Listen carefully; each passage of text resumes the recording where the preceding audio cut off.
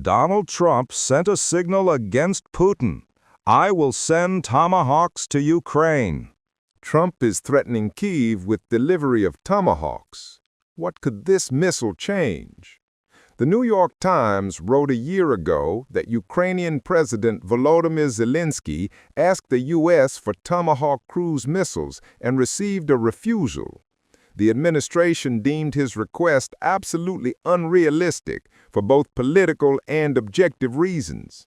A year ago, in October 2025, the U.S. president openly said as much. I can talk with the president of Russia, Vladimir Putin, and I'll tell him, look at me, if we can't end this war, I will send them, that is Ukraine, Tomahawk missiles. Since the Biden administration, there has been something in American media called the no, no, no policy regarding U.S. support for Ukraine, meaning that weapons Washington initially refuses to provide are eventually given to Ukraine anyway.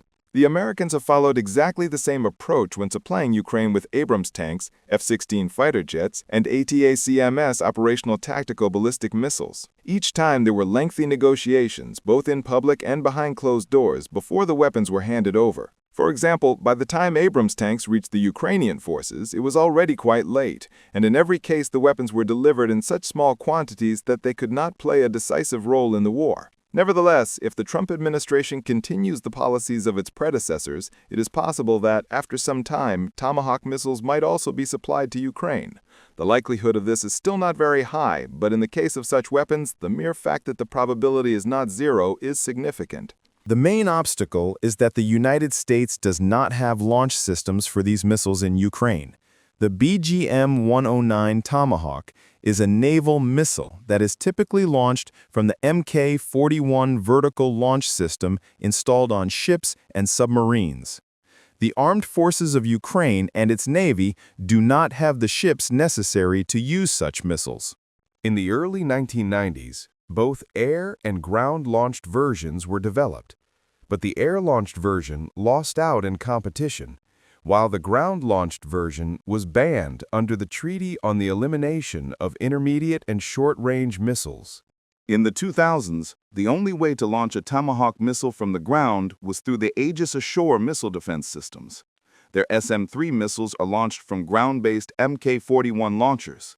The potential capability of using Aegis Ashore to launch Tomahawks was one of Russia's arguments against the U.S.-European missile defense program. However, this was merely an additional feature of a system that was not designed for offensive purposes. Moreover, the Americans never discussed transferring Aegis Ashore systems to Ukraine. After the Intermediate Range Nuclear Forces Treaty was terminated in 2019, the U.S. revived a program to develop mobile systems for launching Tomahawk missiles in a combat configuration. The new system, named Typhon, began to appear in the U.S. Army starting in 2023. At present, the U.S. Armed Forces have at least 2 Typhoon batteries and possibly many more. Therefore, when discussing the possibility of transferring such missiles to Ukraine, one should consider the following question. Will the Americans hand over weapons that they have only just begun producing and currently possess in very limited numbers? Although the possibility of Tomahawk missiles being delivered to Ukraine is low, such news is taken seriously in Russia. Kremlin spokesman Dmitry Peskov said this in an interview with journalist Pavel Zarubin on Sunday.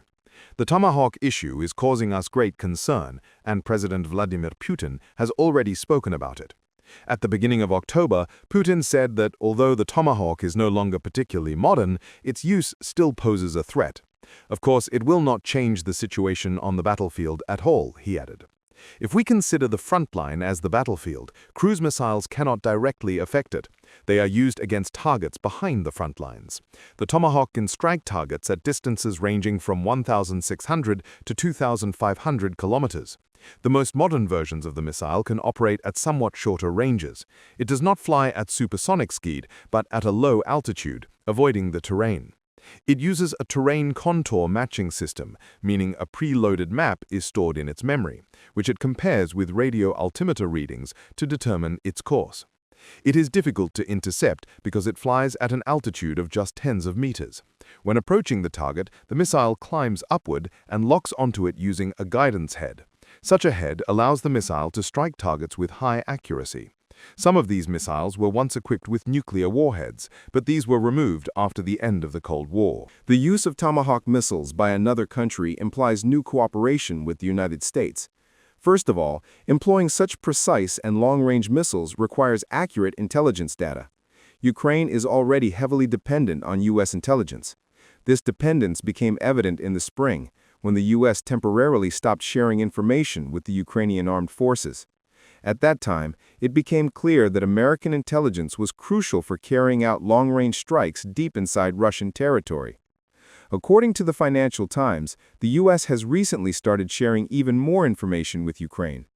Citing Ukrainian and U.S. officials, the Financial Times emphasized that U.S. intelligence is providing Kiev with data that enables strikes on key Russian energy facilities located far from the front line, including oil refineries. According to ministries and sources, U.S. intelligence assists Kiev with determining the direction, altitude, timing, and tactics of operations, allowing Ukrainian strike drones to bypass Russian air defenses.